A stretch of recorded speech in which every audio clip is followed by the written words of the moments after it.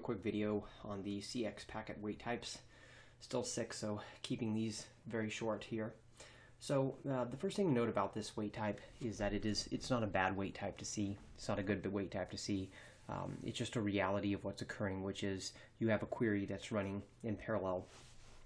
Think about having a query running with 4 threads, and one thread is processing a lot of data while the other 3 threads aren't processing that much. So what's going to happen with those 3? Well, they're going to finish really quickly, right?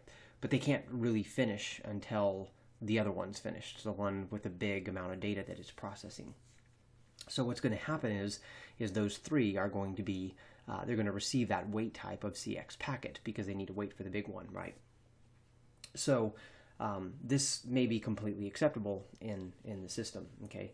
Now, generally in OLAP environments, or generally I should say OLAP environments are going to throttle the CPU. At least that's my observation.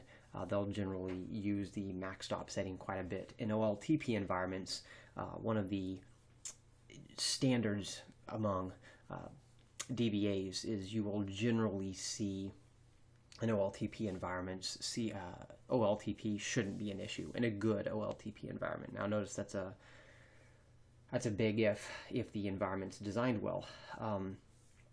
It's funny because I mean I've had a couple of clients that I did see quite a bit of parallelism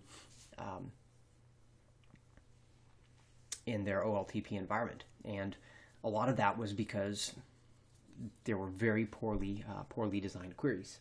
Okay, so if you're seeing these weights and let's say you shouldn't, the first place you should start at is tuning the query. Okay, rewrite the query. Think about how to return less data overall. Obviously, we don't want something processing more data than it should. Those are the best places to start. And I have another video on this YouTube channel called Why Indexing Sucks. I don't start with indexing, which is what you'll generally hear people talk about. I rarely start with indexing. I start with rewriting the query. Most queries that I've been handed from application developers or other DBAs, they're just poorly written. And they reflect a misunderstanding of math. They reflect a misunderstanding of how indexing works. They reflect a misunderstanding of just how data are ordered. And so usually you can rewrite a query, okay? If you can't, then look at indexing, updating statistics, etc. But the idea is what you want is you want overall the query to be processing less data, okay? That'll reduce its weight, okay? Now, if that doesn't work, there is the possibility that you could throttle the CPU by using the max stop settings, or of course you can reset the max degree of parallelism for the whole server, okay? I do not look at these two, especially on an OLTP environment. This would not be the starting point by any stretch of the imagination. However, if you're in an OLAP environment, that may actually be considered a best practice. One of my OLAP clients, they have, 2 segments. One is max stop 16. That's one of their financial queries, if you would.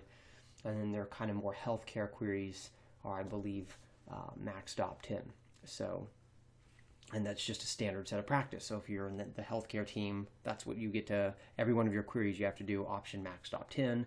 And if you're in the financial, it's option max stop 16. And so that's just the way they process that. So those are things that you'll generally see with CX packet. Again, it's perfectly normal. It is not bad. Don't look at it as something negative.